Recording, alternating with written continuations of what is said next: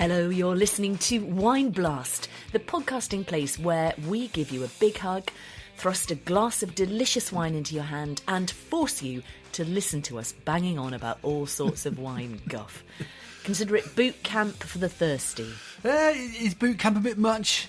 Maybe. I reckon this is more of a holiday camp, really, with lots and lots of drinking. You know, like sort of Fair enough. hidey-hide. Boot camp with doesn't usually even involve more, alcohol, does it? Even more booze and antics, you know, slightly less uniforms. Anyway, yes, hello, welcome. As ever, I'm Peter. She's Susie. As you can tell by her boot camp comments, she's the one who cracks the whip around here.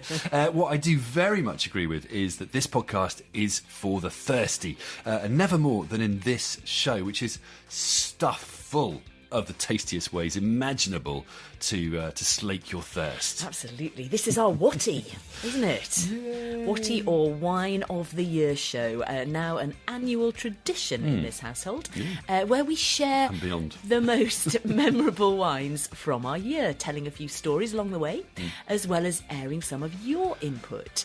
And this year, we're going to add in a bit of a news recap to pick up on some of the most intriguing wine headlines. And we're going to tie our wine recommendations into these various subjects, so it doesn't just become one big long shopping list. Yeah, so you see what we're doing here. Yeah. And then finally we will come on to the big gong announcements at the end, won't we? I just love the way you say big gong. Big anyway, gong. No big gong is bigger than our overall wine of the year.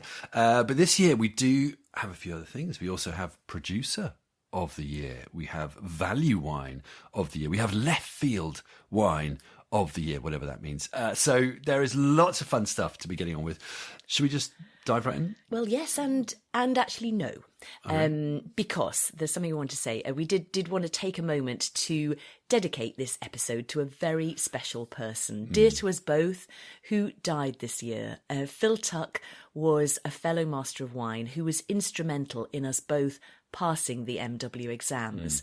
Now, we did in fact dedicate this entire season of Wine Blast to Phil, but we wanted to mention him again here because he was the most generous friend who loved nothing more than sharing great wine. And he was the unnamed man behind Pangate. Yes. So now you know.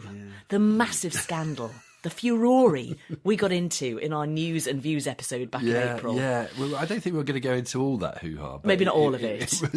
It was to do with how best to warm up fine red wines in a hurry, wasn't it? It was. And I think microwaves were mentioned. You think? I'm pretty sure they were. From memory, and people get very angry. Words like blasphemy and sacrilege and panic attack were bandied around.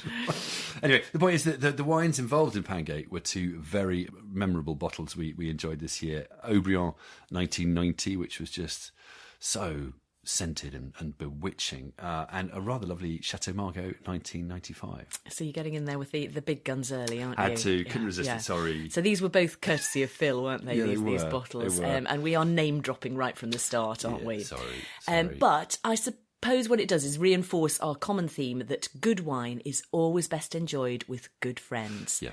And there is no time like the present to do that. No, that's so important. So important. Cheers to Phil. Cheers to you, Phil. Here's to that, yeah. And actually, given we're on the topic of first growths, I suppose I could throw in here a rather lovely Lafite 2016 I had while filming in Bordeaux. Yeah, you could if you wanted to up the ante again. Was that the one when you were filming for Wine Masters? Wine Masters, and that was their Wine Masters Grand Cru and the Pauillac episode, which you can find on winemasters.tv, where you get to see me wearing, I don't know why I'm recommending you actually look out for this, but wearing a balloon suit and quite literally rolling out the barrel. I'm sure balloon suit quite captures it. I think it is on our Instagram, but you can catch it on the telly. Yeah, if you really must. TV, I mean, I did it, so I can't. I can't hide. There's Christmas, nowhere to hide. Your Christmas outfit no.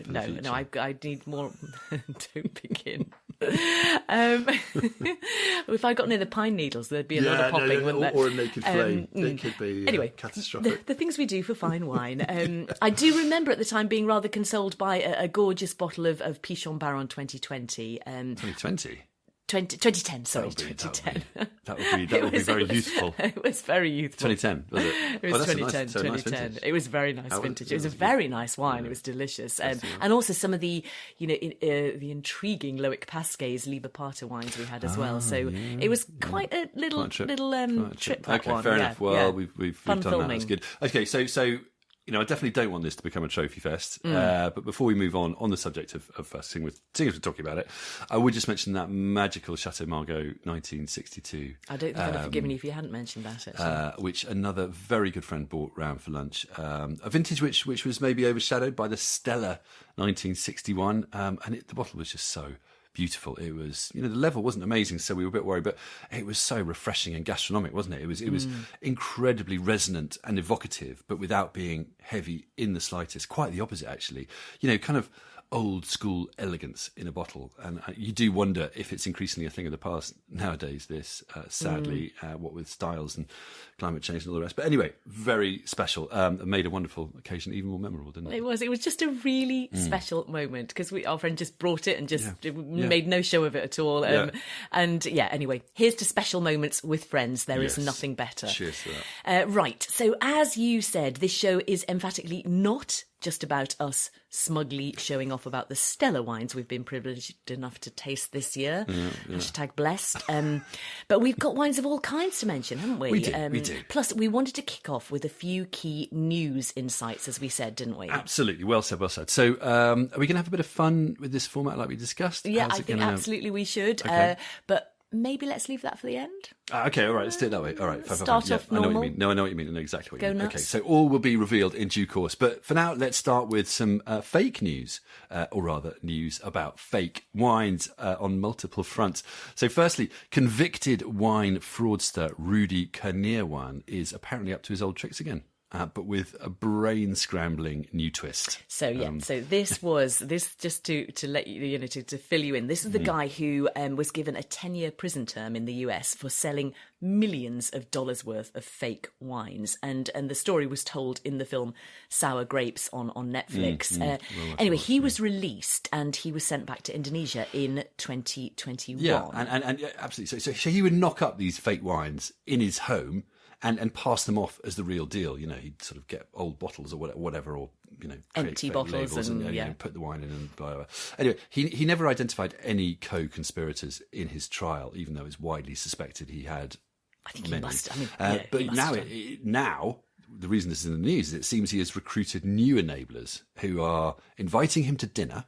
And not only serving fine wines like Petrus, Cheval Blanc, DRC, but getting Rudy Kurniawan to create fake versions of those wines to serve alongside them, blind, to see which people prefer. And apparently they often prefer the fakes. It is mind-boggling, isn't it? I mean, firstly, in terms of preferring the fakes. Yeah, that's one level. I suppose, I don't know. It depends who's doing the preferring, doesn't it? If people aren't familiar with these fine wines, it might be that Kurniawan is making slightly easier going versions of them with a bit more lift or sweetness or less tannin or whatever. Yeah. But the far more important point is that this is giving a platform to a known criminal who has conned people out of vast amounts of money. Yeah. He's undermined trust in fine wine, and Lord knows what other bad stuff he's involved in. Totally, I completely agree. You sound like you sort of started with Killjoy saying that, but that's quite the opposite. This is absurd. I sort of admire him in a weird way. And that's the problem with this story. You sort of think there is an element of that anti-snob thing, but actually, no, this is not right. It's not right, it's and criminal. It's just silly. Anyway, the counterpoint, and there is a counterpoint to this story. The counterpoint is it came recently with the news that an AI tool has been developed that can identify which estate a wine comes from based on chemical analysis. So we're not just talking region. We're talking a single property or vineyard estate. Exactly. And this has never been done before. If you remember when you did your fraud programme for Radio 4, there were lots of people saying harumphing and stuff, but there was never a way to really identify. Now, it seems like AI has sort of slightly cracked it. So, apparently scientists used gas chromatography, which has been done before with wines, but never in this way, to analyse 80 wines harvested over 12 years from 7 different properties in Bordeaux to train the programme. And they developed an algorithm to identify unique sort of compositional signature for each chateau. So the thing would break it down, but then put it together, and actually you can lots of these points, and it's a unique thing, a bit like a fingerprint. And then after that, crucially, in the testing phase, it delivered 100% correct results, That's identifying amazing, a wine isn't it? back to the estate, the vineyard it came So from. this could stop fraud. It stop fraud in its tracks at all levels, from fine wine to generic, which also happens. Yeah, I mean, I'm not sure it will stop fraud, but it's a really helpful step forward. Yeah, and maybe catching up with the people who are doing it, and yeah. So apparently it's good at spotting origin. It struggles to differentiate between vintages, so it only gets that right half the time. But so there are limitations, but essentially it could be a really useful tool. And the key thing here is that machine learning is what's doing the beefing up of the of the process in this area of science. So Professor Alexandre Puget of the University of Geneva, who was behind the research, said, and I like this quote, he said, there's a lot of wine fraud around, with people making up some crap in their garage and selling it for thousands of dollars. We can now tell the difference. That's quite good. It is, isn't it? And of course, I mean, it lends further scientific weight to the concept of terroir too, doesn't it? As well as everything else, yeah. Anyway, on all these themes, we can tie in a wine here. Ooh, okay. That's nice. You're probably not going to like it. I'm just thinking, but Right. It is the Domaine de la Romanée-Conti Grand Échezeaux 2020, the real one, not a fake, which was a standout for me at their annual new release tasting in London earlier in the year. Is that the one that you got to go to and I didn't? It might have been. Yeah, might have right, been. I okay, usually get I that see. invitation, don't I? They like me. But it was really muscular as well as being unbelievably fragrant. Not the most affordable at over £2,000 for 3 bottles in Bond, but cheaper than the top wine, Romanée-Conti, at nearly $4,000 for 1 bottle. And certainly for me, that this was a memorable wine from the I'll give year. you that one. I'll give you that one. Thanks. But Will you? Go for Christmas? No, well, no. Wrapped up with a nice bow, that would be lovely. That's on I record, don't need isn't it, anything as well? else. Oh, God, what have I done? What have I done to sell some stuff? Anyway, how is it that we spend like 99.9% of our time tasting bargain basement wine during the year, and then here we are pronouncing about first grade DRC? That is just not a fair reflection. Anyway, maybe we can just look at this. Maybe we can cut to the value end of the spectrum, which is more realistic for us, with the headline, Bordeaux may get rid of nearly 10% of its vineyard. Ah, yes. This was It's a biggie, isn't it? quite an eye-opener piece of news, wasn't it? So Bordeaux winemakers have been up in arms about falling sales and a string of difficult vintages, among other things. It's been estimated that as many as 3,000 hectares of vines in the region have already been abandoned as not commercially viable. Now it's thought nearly 10,000 hectares of vines may be uprooted, which is about a tenth of the total Bordeaux vineyard, with growers eligible for €6,000 per hectare in aid to do this. That's quite a lot of land, isn't it? What are people going to do with that? Well, apparently some people are planning to grow kiwis or saffron or grain or use it for livestock. And part of the reason for the aid is to stop abandoned vineyards becoming reservoirs for vine disease. Even though the total bill, get this, could be as high as €60 million or more. But I guess it's a reminder that Bordeaux is much more than the 1 to 2% of luxury wine producers at the very top end. It's a huge region. Yeah.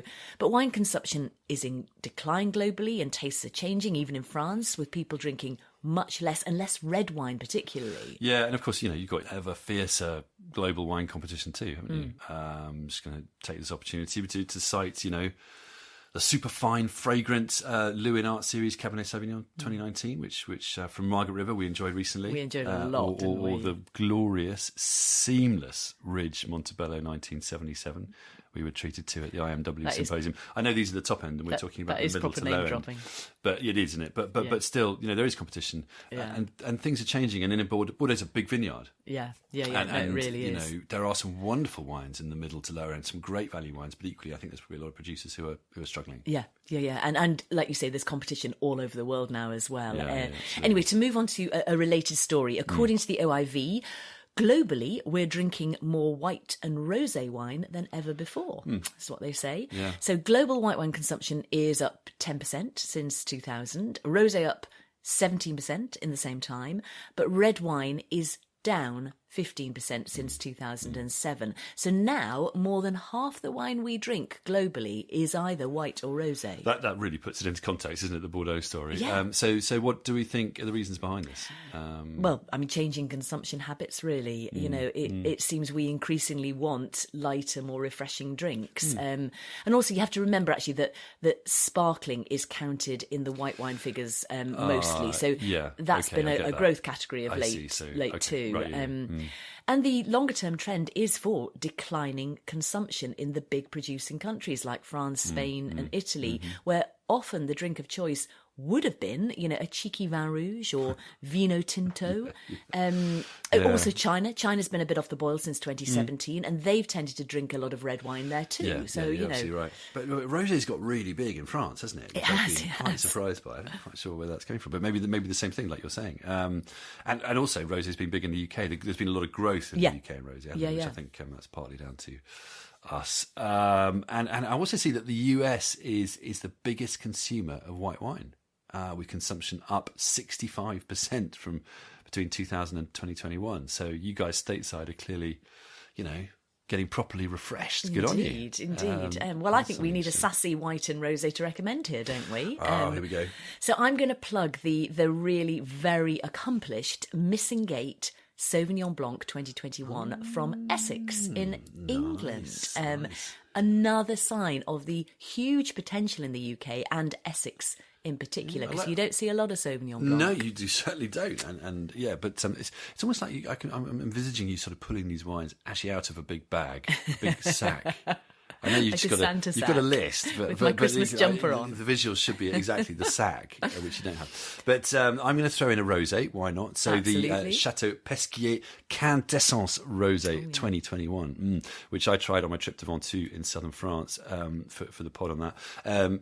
Just as complex and serious as a red, and dare I say it, you know, more fun and more refreshing as well. So you can say it. Say it. Fun. Ideal. It's fun. So I think, you know, with wines like these, you can see why we're all drinking a bit more white and pink stuff. Yeah. And don't forget, if we're talking white and pink, don't forget orange. You know, we certainly will not be forgetting orange, and we've got an episode coming up very soon. We do.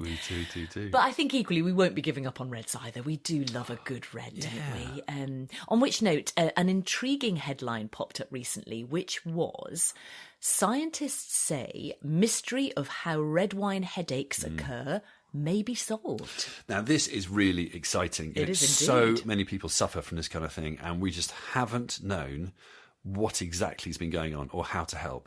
I mean, we did that episode a while back, didn't we? We did. The undeserved hangover. On biogenic amines or amines, which was really interesting, but it wasn't really specifically related to red wine, was it? No, it wasn't actually. It was more general. But anyway, this is something a bit different, isn't it? You know, it was research at UC Davis in California, and they've identified the culprit as a flavanol called quercetin. Now, this is a naturally occurring compound, commonly found in all kinds of fruit and veg, you know, grapes too. And it's generally considered pretty healthy. You can buy it as an antioxidant supplement. But the problems come for some people when it's mixed with alcohol. Alcohol, you know. What's that famous Homer Simpson quote? You know, alcohol, the cause of and solution to all life's problems. No, don't try and sidetrack me to The Simpsons. Again. It's gospel. Good. I'm sure we've had that quote before on this pod. Yes, I think it should come out probably every other We're going to have a episode. Simpsons quote every episode. Maybe. Don't tempt me. Anyway, let's be serious. I'm on a serious story here. Sorry, Don't sidetrack me. I don't want any Homer.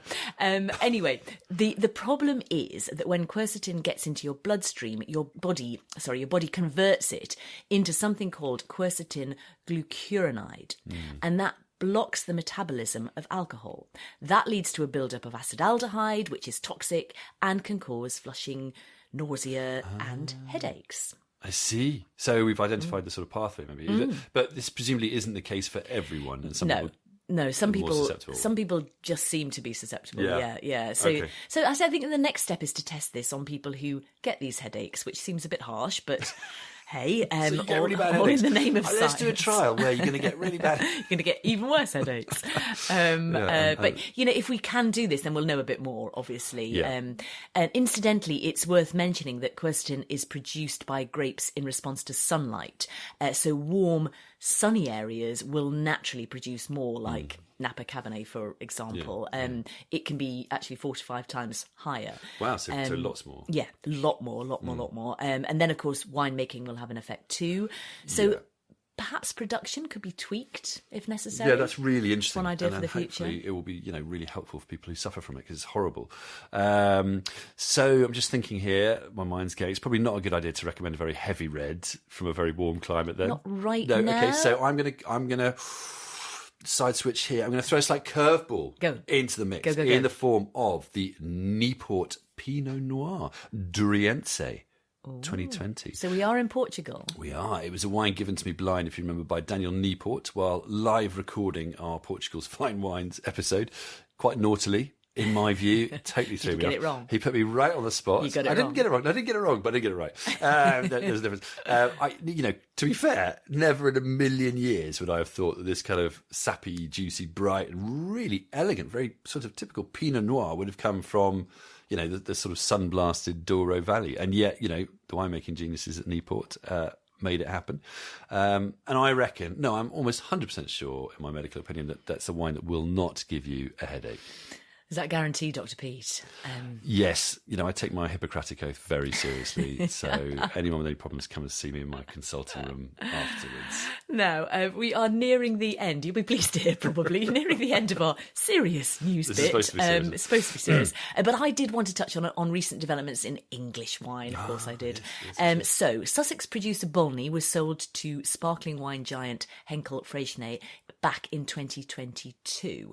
But then this year, Hampshire winery Hambledon was sold to joint purchasers, the Symington Group from Portugal, and historic London wine merchant Berry Brothers and Rudd. And on top of that, further signs of international interest in the UK's winemaking potential came from Jackson Family Wines, a very respected global operation based out of California, which has operations, to be fair, all over the world. But it's been they bought up land in Essex to make sparkling and still wines, and they also poached Gusborne CEO and chief winemaker Charlie Holland, which is a big move, to head up their operations. Now that will be definitely worth watching. Yeah, In fact, both of those will be. Now we've talked a fair bit about the huge wine potential of Essex on this pod, including our Red Dawn episode. Yeah. We even made our charity Pinot Noir from Essex, didn't we? Did.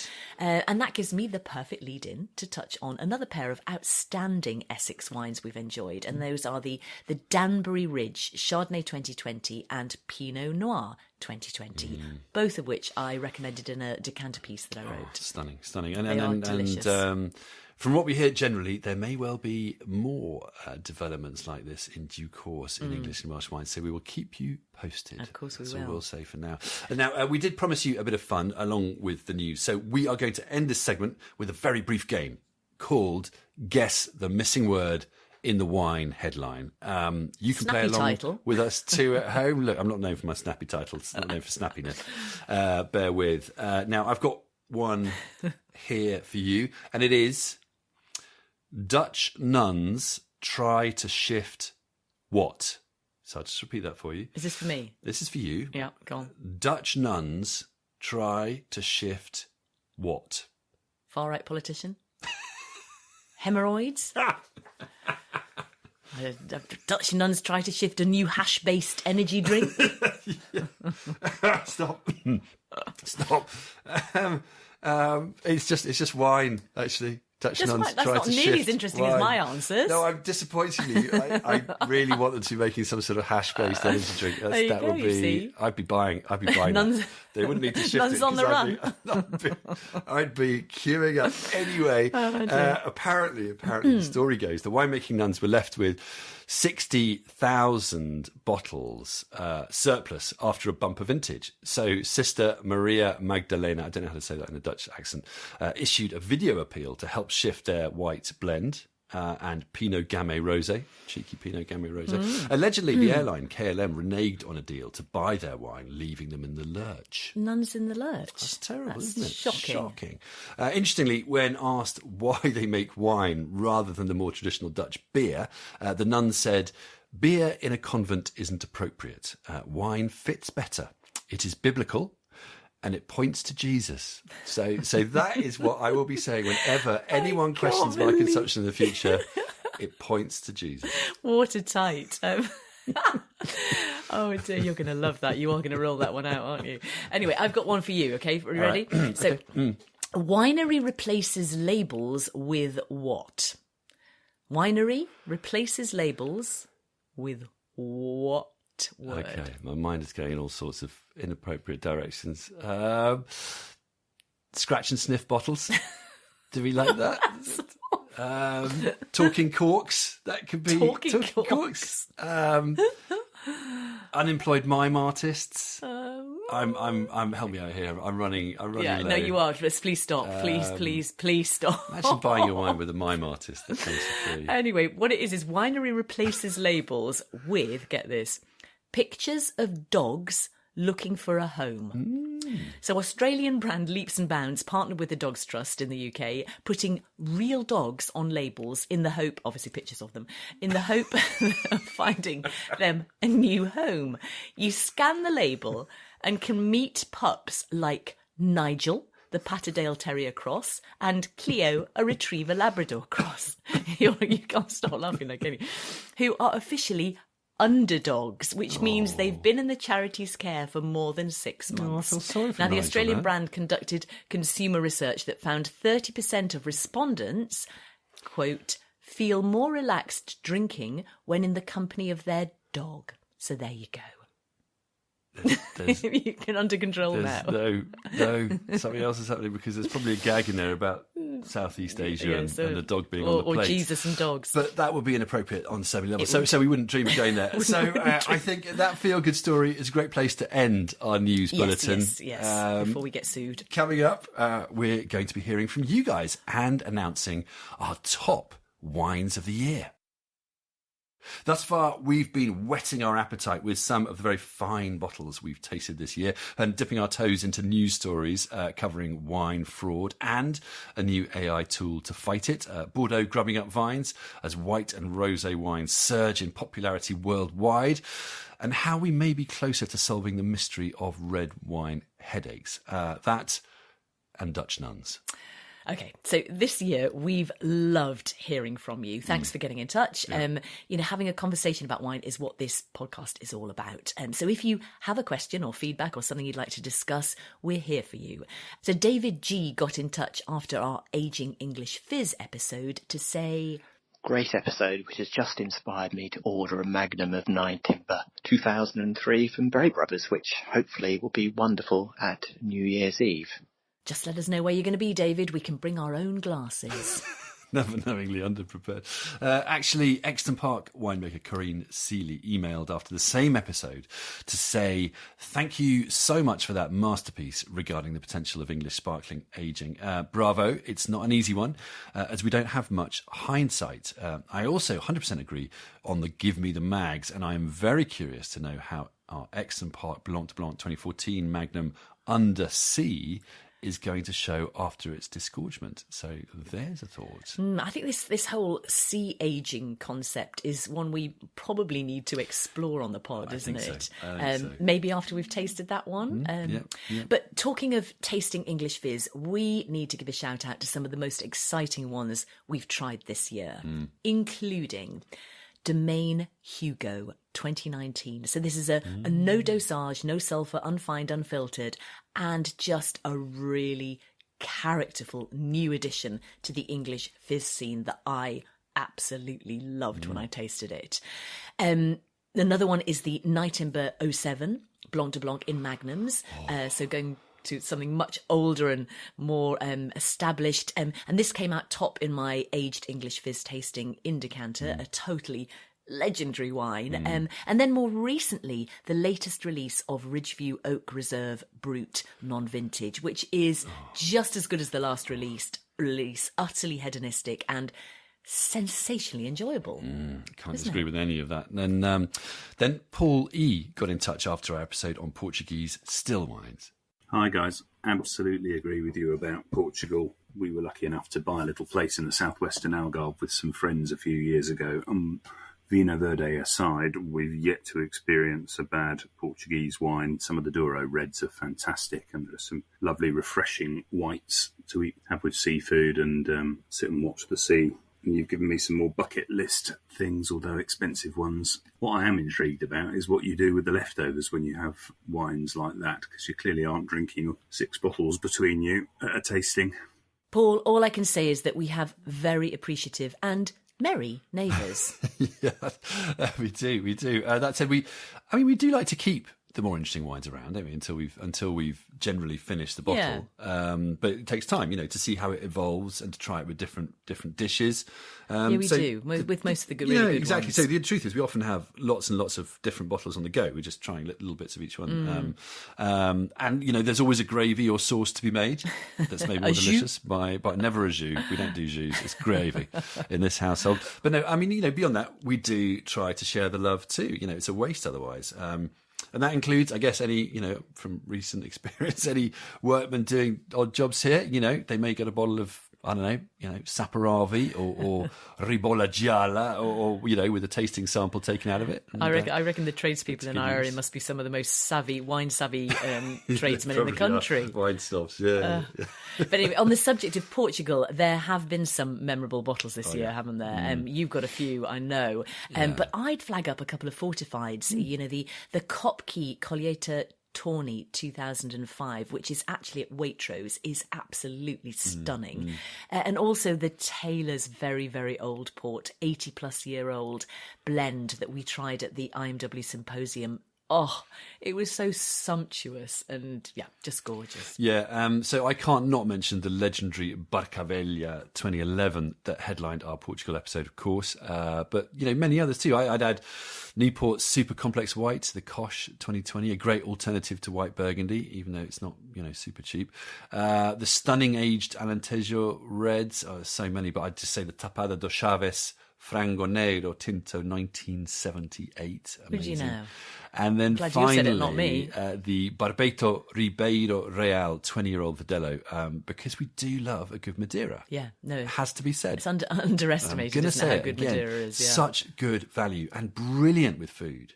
Like, for example, cold cuts, pate, where instead of a dollop of chutney, cheese. Yeah. Such a good wine. It is a good wine with all of that, yeah. Now, Riley Eustace emailed from the US to say the following. My dream is to have my own vineyard in Italy or anywhere in Europe. And I was wondering if I should go to school in the United States or should I go to school in Europe? P.S. I love your podcast. Thanks, Riley. Thanks, Riley. Yeah. Great to have you on board. Love your dream too. I think most wine people secretly aspire to have their own vineyard, particularly in Italy. Looking at you, Susie, Barry, particularly. The hard part is selling the stuff, selling the wine. So that should definitely be part of your school plans. My advice, if you're committed to this plan, is to go live and study where your dreams take you. That way you'll find out the reality of the place, good and bad, learn the language and the customs, and crucially make contacts in the wine business there. Or you could of course come to study in the up and coming Plumpton College in the UK, which was recently awarded the Queen's Anniversary Prize, I see. But I'd add, don't overlook your own home country. The US is incredibly exciting right now for wine, and not just in California and New York State or Virginia. There are huge possibilities opening up there for people doing slightly different or original things. It's also one of the best places to sell wine in the world. It's the biggest wine market now. It is worth bearing in mind. Anyway, but can I, going back to Italy, just shoehorn an Italian wine in here? That's a bit of a shoehorn. I know. Go on. No, it's not. We were talking What are you Italy. going to pull out of your bag now? The Gaia Contessa Barolo 2018. Just stunning. Yeah, we'll let you have that one. Thank Definitely. Thank you. Is that on my Christmas present list as well? well? No, I'm still waiting for one I can afford, actually. But there's definitely mixed messages coming out of that bit there. So I'm going to counterbalance what you said by mentioning listener Ben Parsons, who got in touch from Colorado to tell us about his ordinary fellow wines made from the likes of Riesling, Chardonnay, Pinot and Cabernet at high altitude, so between 4,500 and 6,800 feet or 1,400 to 2,000 metres above sea level on the Yucca House National Monument, which is apparently an ancient Puebloan ruin. Ben wrote, just like the UK until recently, I feel many regions fly under the radar and yet make world-class wines. Now, we did taste his very smartly presented wines, and the Pinot was, really fragrant and fresh, wasn't it? So there you go, yin and yang. Right, we should move on. But just before we do, a chance to acknowledge a couple of lovely messages of support we receive. John Z wrote on Instagram, Susie and Peter's Wine Blast pod was one of the assists that got me through the WSET diploma. Their infectious joy in all things wine reminded me of why I started the whole thing to begin with, when I felt the studying might go on forever.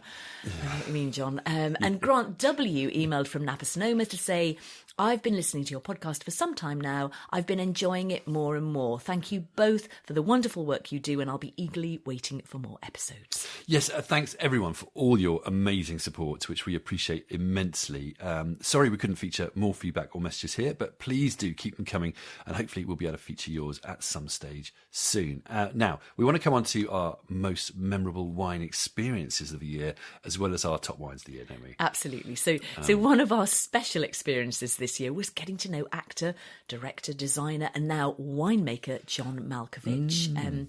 We obviously featured him on the pod, and it was fascinating hearing his views on wine and doing all kinds of interesting things on his Luberon estate.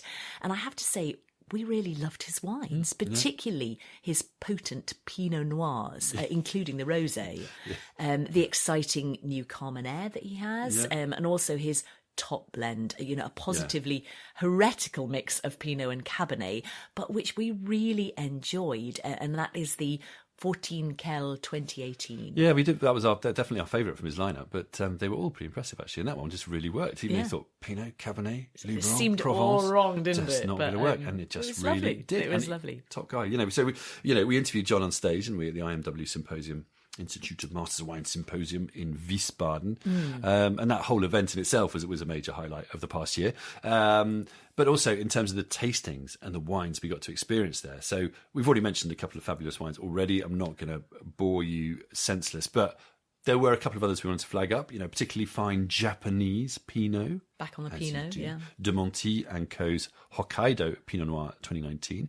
There were some lovely wines from our fellow Master of Wine, Fernando Mora, and his Frontonio project in Spain, well worth checking out. And then also, you can't go without mentioning the most delightful Egon Muller Schatzhofberger Riesling Auslese 2005.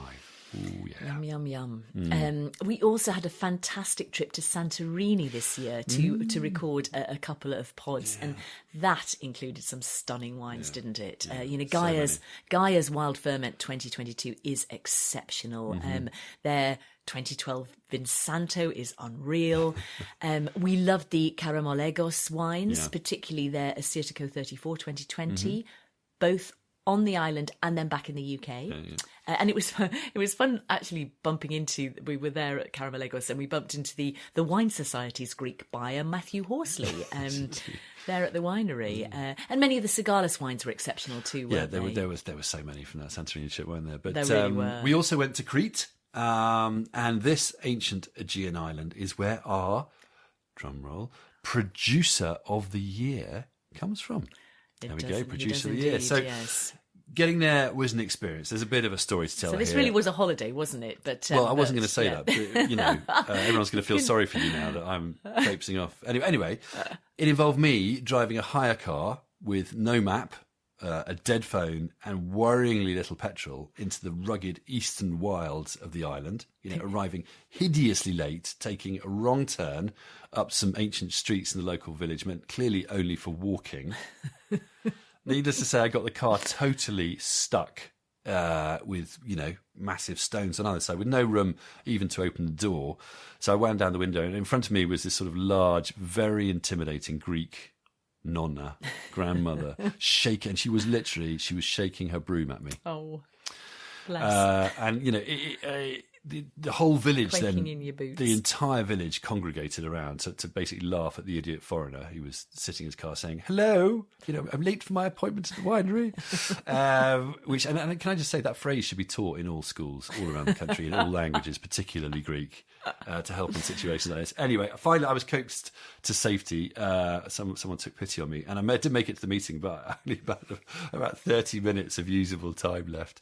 At which point my computer had a meltdown and my pen drive disintegrated. So sounds like you needed a glass of wine. I did, I do now. Right actually, place I've got to be, one though. here. It was the right place to be, and boy, what wine it was. Oh my word, what a discussion it was actually. Just what an encounter. So this was Gianni Economou, a brilliant and mischievous wine mind, hugely creative, crafting wines of intensity and beauty and power and grace, in Scythia on Crete, the eastern end of Crete, in a rundown house. It has to be said, it's not even one of those fancy Bordeaux garage wine. Garagiste. It's a house which has tanks and barrels in weird places.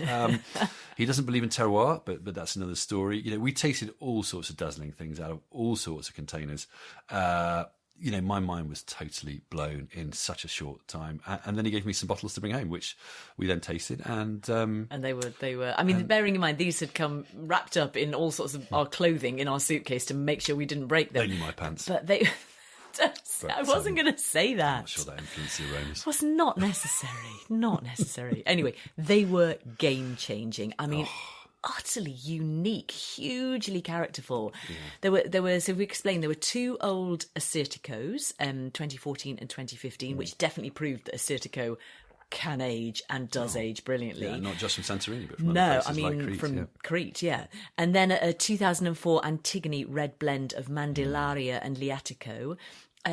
Undoubtedly some of the best wines we tasted this year, all year. Life affirming. They were mature. They were complex. Resonant, but like I say, so full of life and character.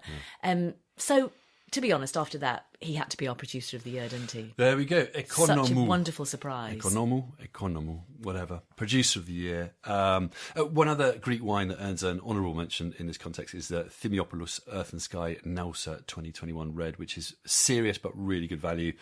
Greece is just such an exciting place right now for wine. It is. Now, we did also promise a left field wine of the year, and this was... Well, it was something of an experience too, wasn't it, in a very different way. Our friend and fellow Master of Wine, Justin Howard Sneed, a proper ideas man, he sent us a cryptic message about his latest, what he described as naughty project.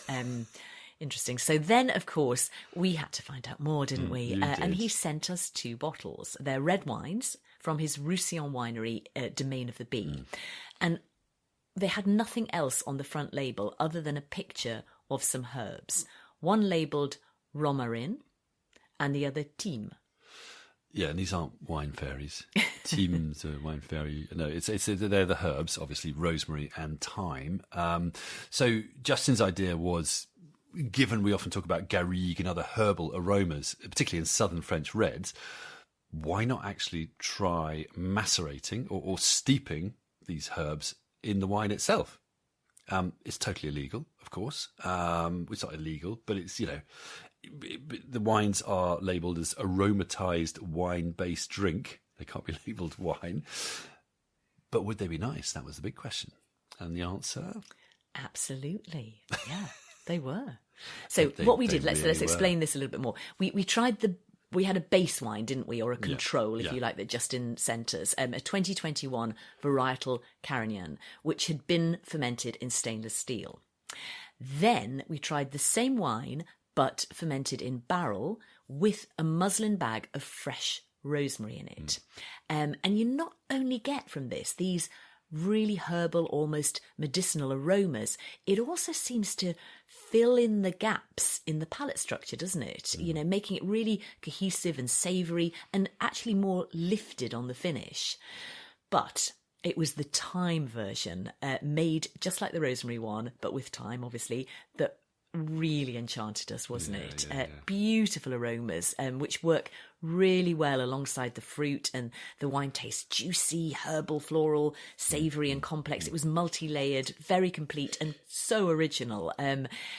Definitely needs food, cries out for food, in fact. Some nice slow roasted lamb or pork or girole mushrooms or whatever.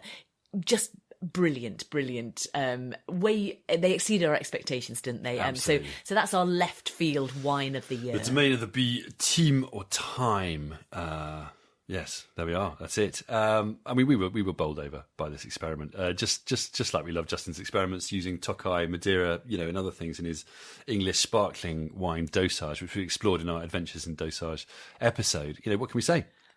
Justin is clearly a dangerous wine guy, in the best possible sense. Brilliant, creative. And the good news is these wines aren't just academic exercises. You can actually buy them. So go to his website. They're not that illegal. Go to his website, domainofthebee.com. You can find them on there, 50 quid for the pair or £40, remember. So 20 quid each. I think that's really good value, actually. Something completely different and guaranteed to put a smile on your face. And it's not wine fraud. Honest. No. Well, no. Honest. Definitely not. Right, we are nearing the end, and I want to get to our white wine of the year. But I think first, maybe a couple of honourable mentions. Mm-hmm. So firstly, the gorgeously rich but beautifully balanced Atarangi Lismore Pinot Gris 2009 from our How to Be a Better Wine Lover episode. Mm-hmm. Also then, Devon Minnow 2020, which is in Magnum and looks amazing and tastes amazing. It's an oak-aged Devon Bacchus. And then Pasca's intriguing Hey French multi-vintage Italian white blend. And then finally, the very impressive 00 Wines VGW Chardonnay from the Willamette Valley in Oregon. All total highlights this year. And I throw in the gutsy, Milton River Point Viognier 2020, the funky Domaine en Pelouse Carignan Terret Blanc de Blanc 2022. Also a couple of fizzes into this white category, bonkers good Cristal 2009, which we had to toast the coronation of King Charles III. Also the Bollinger Grand Année 2014, just stunning. But as for our white wine of the year, we have two runners-up from the same region, funnily enough. First, the edgy, savoury, pungent Domaine Jean-Louis Tissot Arbois Savagnin 2020. And then the flavoursome Florent Rouve Arbois Chardonnay 2020.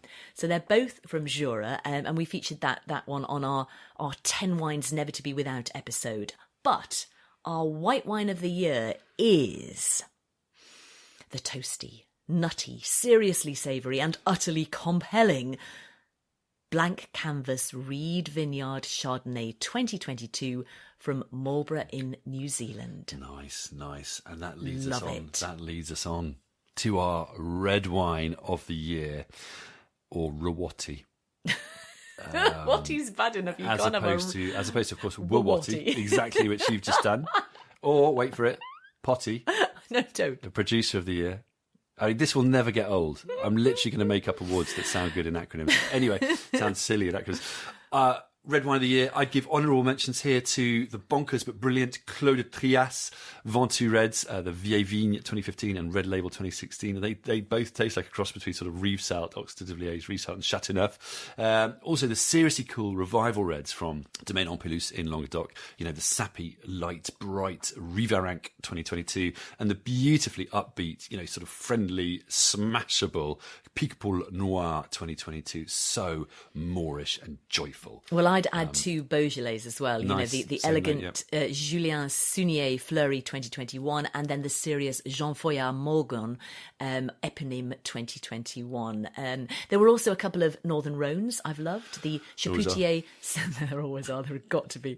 In fact, there are three. The Chapoutier Saint-Joseph-le-Clos 2019, the 2011 Côte Rôtie by Bernard Burgot. We enjoyed during our 6 Best Wine Books episode, and then finally the utterly delicious, I've always loved this wine, and I still do, the Alain Crayot Creux Hermitage 2020 that we had very recently. It's a classic, isn't it? So this is a Pinot Fest, but our runners-up are the Domaine Henri Richard Gevrey-Chambertin Haut Corvée 2019, the Vondermark Engestein Pinot Noir 2019 from Germany, and the by far RP Pinot 2020 from Australia. But our red wine of the year is the Tolpuddle Pinot Noir 2021 from Tasmania, as featured in our Australian Pinot Noir episode. So refined and complex and perfumed, a real thoroughbred. It is indeed. Now, before we come on to our ultimate wine of the year, we have value wine of the year, Vuotti. Now we had loads of options here, including lots of supermarket bargains, from an organic Aldi Prosecco to a Tesco Côte de Gascogne. And we will put a fuller listing on our website show notes. We know there'll be a fair bit of interest in this value category, but we had to choose just one. And so our value Wotti is the Vonderland Zweigelt 2021, which is from $9.99 at Majestic. It is really perfumed and characterful. It's an Austrian red that's a bit like a cross between a New Wave Beaujolais and Northern Rhone Syrah, that offers, no wonder I like it, that offers a huge amount of wine for a very sensible price. And it's also got a really fun label, so it looks great as well. Yeah, absolutely. So there we go. We reach end game. For our overall wine of the year, just by way of preface, we wanted to choose something not crazy expensive, something accessible, just a wine that had seriously impressed us both, just made a mark, touched us in a way. This was a producer we visited this year. We sat down with the team and we were just quietly blown away by their approach, their ethos, but most importantly by their wines, all their wines. Yeah, now these guys are leaders in their field. They are, however, still a little bit under the radar. I don't think this is going to last for long. But it does mean their wines offer outstanding bang for your buck right now. And we're going to be featuring them actually in an episode, these guys coming soon. We are. So without further ado, our overall wine of the year for 2023 is the Langham Rosé Extra Brut Non-Vintage. Making impressive rosé fizz is not easy, actually, but this one is so characterful and joyous and balanced, with flavours of sort of pomegranates and biscuity red apple. It's not overdone. It's not overpriced. It's just over 30 quid. It's not cheap, but it's not overpriced. It's engaging. It speaks of its origins and its makers. Lots of pink fizz is a little bit bland, boring, restrained, or the other end of the spectrum is sort of edgy and not quite balanced. This is seamless, utterly winning. Despite the very low dosage, it still works beautifully. We'd urge you to get hold of some, kick back, and raise a toast to whatever. Dorset's finest. Yeah.